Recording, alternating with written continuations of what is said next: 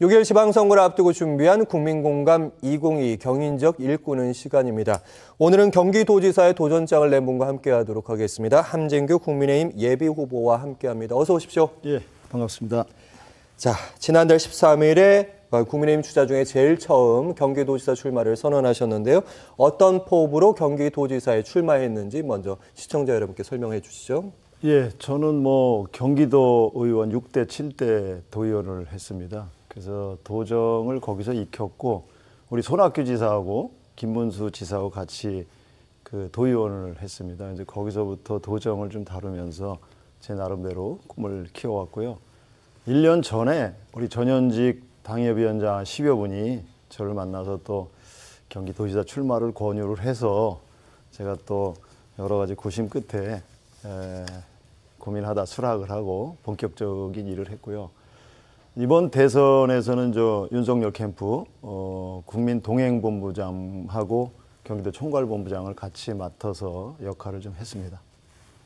네, 말씀하신 대로 도의원도 재선하셨고요, 국회의원도 재선을 하셨고 경기도에서 끝까지 함께 하셨는데 풀뿌리 도지사가 되겠다 이런 포부를 밝히셨습니다. 풀뿌리 도지사 같은 궤에 있는 말씀인 거죠? 예, 비슷한 내용이고요. 아무래도 이제 경기도 현안을 오래 거주도 했지만 경기도 현안을 누구보다 잘 알고 있기 때문에 그걸 어떻게 처리해야 될지 이런 내용들을 우리 경기도하고 중앙정부 또 국회의원을 제가 몇 번 해서 그 연결시킬 수 있고 경기도의 성공이 윤석열 정부의 성공 더 나아가서 도민들의 행복한 삶의 질을 높이는 일이라고 저는 생각을 해서 그런 경기도의 경험, 도의원 경험 이런 것들이 아마 풀뿌리 민주주의 남들과 좀 다른 그런 저만의 특징이 아닌가 저는 그렇게 생각을 하고 도의원을 하면서 제가 특이한 경력을 갖고 있는데 2번을 했는데 북부 지역인 고양시에서 1번 오고 남부 지역인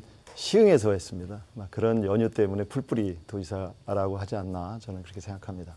네, 보통 이제 중앙 정치에 데뷔를 할 때 화려한 이력을 통해서 데뷔하는 분들도 많은데요.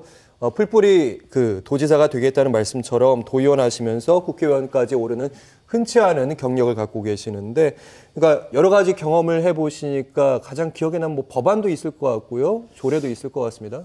법안하고 그런 것들은 제가 굉장히 많이 했습니다. 경기도 내에서 1, 2위를 다툴 정도로 굉장히 많이 하고 상도 많이 받았는데 여러 가지가 있지만 제 기억에 남는 건 공공주택 특별법이라고 있거든요. 이게 이제 2017년 9월 28일 날 통과된 건데 맞벌이 부부를 위한 요새 출산율 저하 때문에 굉장히 사회적으로 문제가 좀 많지 않습니까? 이분들을 임대 아파트 내에서도 가정 어린이집을 좀 설치할 수 있도록 그렇게 만든 그 법안이 좀 기억에 남고요. 또 하나 모자보건법. 그래서 이제 지역 실정에 맞게 기초자치단체에서도 이제 공공산후조리원 이게 비용이 많이 들어가지 않습니까? 예. 그래서 이거를 지방자치단체에서 좀 이렇게 지원할 수 있는 공공산후조리원이라는 것을 2017년 11월 2일 날 통과를 시켰고, 근데 마지막 여러 가지가 있지만 여객 자동차 운수 사업법 개정 조례안이 있거든요.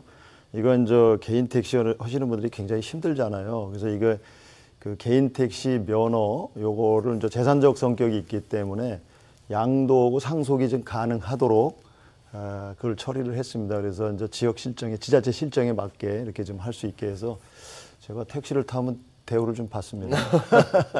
네, 방금 말씀하신 보안들 얘기 들어보니까 민생 정치에 특화돼 있다, 현장에 강하다 이런 말씀으로 전 들었습니다. 그리고 예비후보께서 이제 언론과의 최근에 인터뷰들을 많이 하고 계시는데 이런 얘기를 하셨습니다. 경기도는 대선 주자들의 연습장이 아니다. 이 얘기를 한 상대분이 누군지 대충 짐작은 갑니다. 유승민 전 의원 그리고 김동연 대표. 네, 맞죠? 네. 어떤 의미에서 이런 말씀하셨습니까? 그렇습니다. 경기도가 대한민국의 심장부 아닙니까? 경제의 심장, 서울을 감싸고 있는 굉장히 전국 최다 광역자치단체인데 국회의원은 전국에 어디든 출마할 수가 있어요. 대한민국의 주소지가 있으면. 그러나 지방자치단체는 그야말로 지방이거든요. 지방자치단체장이거든요. 예. 그런데 60일 기간이 있거든요. 거주기간.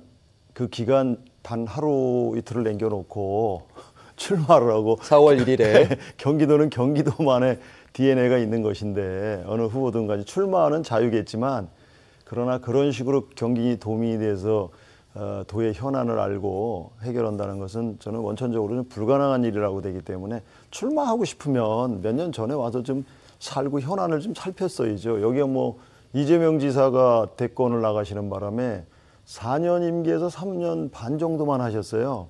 그럼 도정 공백이 어떻게 되겠습니까? 근데 또 다른 새로운 그런 어떤 대선의 장이고, 보다 더 중요한 건 제가 꼭 말씀드리고 싶은 건 본인도 밝히셨듯이 정계 은퇴를 고민하다가 주위에서 추천한다고 해서 20일 만에 결정을 했다 이렇게 말씀을 하시는데, 그건 도민들에 대한 도리가 아니죠.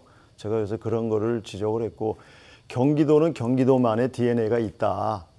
그래서 제가 그 지적을 했던 것입니다. 네, 현장을 아는 게 중요하다. 갑자기 와서 되는 거 아니다. 이런 말씀하시는데 뭐 상대 후보는 아무래도 학습 능력이 다르다 이렇게 반박을 할 것 같긴 한데, 어쨌든 요즘에 그 여론조사들 쭉 보니까 크게 이름이 거론되는 분들이 네 분, 함진규 의원 그리고 심재철 전 의원, 유승민 새 후보 이렇게 얘기되고 있고, 김은혜 지금 대변인까지 얘기는 되고 있는데, 다른 후보, 예비 후보들에 비해서 나만의 강점이라고 할 수 있는 부분은 어떤 부분이 있을까요? 글쎄, 이제 경기도가 제일 중요한 건 제가 누구보다도 경기도 도의원을 2번을 하고 당 대표의원을 했거든요.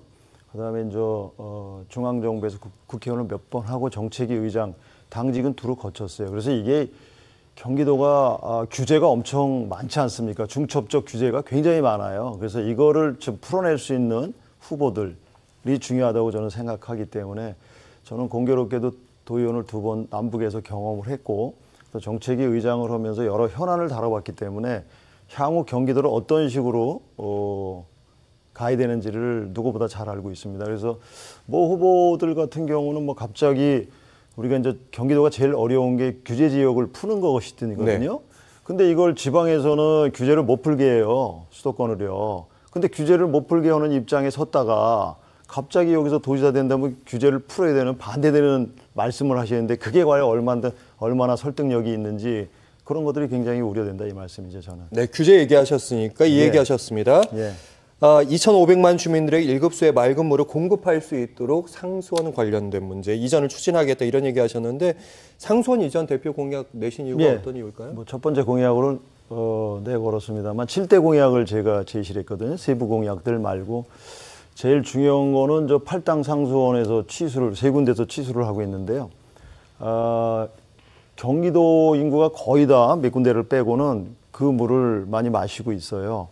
서울은 한 70만 정도를 잡수고 있는데, 그게 제가 다 현장을 답사해보면 벌써 수십 년이 됐기 때문에 아무리 관리를 잘해도 바닥이 굉장히 퇴적이 되지 않습니까? 그 화학약품 처리해서 이제 인체에 해는 없다고 하지만 지천 지류 관리가 쉽지가 않거든요. 그 미국이나 오스트레일리아나 유럽이 전부 다 취수하는 거를 위로 올리고 있습니다. 미국 같은 경우도 한 260km, 70km, 오스트리아도 한 160km, 유럽도 마찬가지고, 그래서 이제는 그게 2급수, 3급수, 4급수로 전락을 하기 때문에 그 수돗물을 그냥 마시는 비율이 굉장히 적어요, 생각보다. 그래서 이거를 이제 원천수 1급수로 올리는 거지, 맑은 물을 공급하는 것보다 더 중요한 게 어디 있습니까? 그래서 저는 그거를 위로 좀 올리고, 소양강으로 올리면 한 70km 정도, 그 다음에 이제 충주댐으로 옮기면 한 100km 정도 되기 때문에 그렇게 두 군데로 좀 이렇게 관을 매설해서 1급수를 공급하는 게 맞다고 생각하고, 그 지역이 약 4,700만 평이 이제 상수원 보호구역에서 해제를 하게 됩니다. 이제 도민들하고 협의를 해서 우리가 뭐 좋은 쉼터라든가 기타 관광 지역으로 좀 활성화할까 하는 그런 생각을 갖고 있습니다. 네. 그리고 늘 논란이 되는 1987년부터 늘 나오던 얘기인데, 경기도지사 선거 때마다 경기북도가 꼭 신설이 돼야 한다, 이런 대표 공약에 좀 포함이 됐는데, 여기에 대해서 여야 의원들의 좀 생각이 다르더라고요, 다들. 그게 역대 좌우 정부 누구든 지금 저 경기도가 조금 있으면 한 1,400만 가까이 인구가 육박을 하거든요. 그래서 너무 비대합니다, 사실. 그리고 남부는 남부대로 또 불만이 있어요. 왜 남부 예산을 가지고 북부 지원하냐 이런데, 이제 그런 거를 종결하는 의미에서도 북부는 수도권 규제, 북부청이 지금 경찰도 2청이 있지 않습니까? 그 다음에 북부청사도 있어요. 의정부에 다 있어요. 그래서 이제 시간만 남아 있기 때문에 빨리 분도를 해서 정부에서 지원을 하면서 수도권 규제만 완화시켜줘도 또 북부가 분도가 됨으로써 수도권 규제 지역에서 벗어나게 되거든요. 그래서 북부 주민들은 아마 굉장히 학수고대를 하고 계시기 때문에 의존적 형태로 가는 것보다는 그런 분도를 통해서 규제를 완화하는 그게 더 빠르다 해서 아마 대부분 공감을 많이 하고 계십니다. 네, 늘 나오는 반론이긴 합니다. 드려보겠습니다. 그래도 분도는 다 공감하다 가장 많이 얘기하는 게 시기상조다 이런 말씀하십니다. 그러니까 재원도 아무것도 없는데 기업 법인세도 못 받는데 그런 거 없는 상태에서 바로 분도되면 재정자리 또 더 나빠지는 거 아니냐? 그렇지 않습니다. 지금 당장 그렇게 볼 수 있는데 그 북부가 분도가 되는 순간 수도권 규제 지역이 아닌 걸로 좀 벗어날 수가 있습니다. 그럼 규제만 완화시켜도 외국 자본이 제가 이제 그 밑에 공약에 건 건 글로벌 평화 도시를 이제 북부 지역에 좀 유치를 하려고 그러는데 외자가 많이 들어오고 있습니다. 제가 외자 휴전선 일대 평화 산업지대. 네, 산업지대. 그게 그거거든요. 이제 지금 뭐 짧은 시간에 그것까지 다 말씀드릴 수는 없고 그런 걸 통해서 북부는 북부대로 활력 있는 도시를 만들어갈 수 있습니다. 네. 마지막 질문 바로 그 질문 드리겠습니다. 그러니까 북부는 북부 나름의 성장 동력이 필요하다. 이런 차원에서 평화산업 도시를 휴전선 일대에 만들어야 된다. 이런 말씀하셨습니다. 어떤 얘기일까요? 그게 이제 제가 남북 통일을 좀 이렇게 나름대로 관심을 갖고 독일에 동서독 통일을 이렇게 연구를 하면서 우리 남북 통일에도 이런 걸 좀 적용해 볼 수 있지 않겠나 싶어가지고 저희가 좌우 정권에 관계없이 개성공단에 얼마나 많은 투자를 하고 관심을 기울였습니까? 근데 이런 것들이 북한의 입장에 따라서 우리 입장은 전혀 고려치 않고 지네들 입장에 따라서 여러 가지 문제점을 많이 노출했잖아요. 그래서 이제 저렇게 갈 필요는 없고 오히려 글로벌 평화 도시를 만들어서 이제 거기에는 이제 산업 도시죠. 4차 산업에 제가 또 관심이 많기 때문에 아마 그런 그 DMZ를 역대 도지사들은 이제 평화공원을 자꾸 얘기했어요. 그러니까 평화는 나중에 통일이 되면 평화공원이 다 됩니다. 그게 급한 게 아니고 지금 현재로서는 산업도시 통일을 대비하는 그런 경기도로서 접경지역으로서 평화도시를 만들어서 거기 이제 4차 산업의 금융이라다 이런 외자를 투자 유치를 해서 그런 신도시를 만들면서 긴장 완화를 시키면서 자본주의나 시장경제 체제에 대한 그 북한이 좀 접할 수 있는 그런 게 만드는 게 굉장히 중요하다고 보기 때문에 제가 여러 전문가들하고 심층 토론을 많이 했습니다. 그래서 외자도 이제 투자 유치를 좀 하고자 이렇게 좀 교섭을 좀 하고 있는 중입니다. 네, 오늘 마지막 말씀으로 듣겠습니다. 함진규 국민의힘 경기도지사 예비후보와 함께했습니다. 고맙습니다. 예, 감사합니다.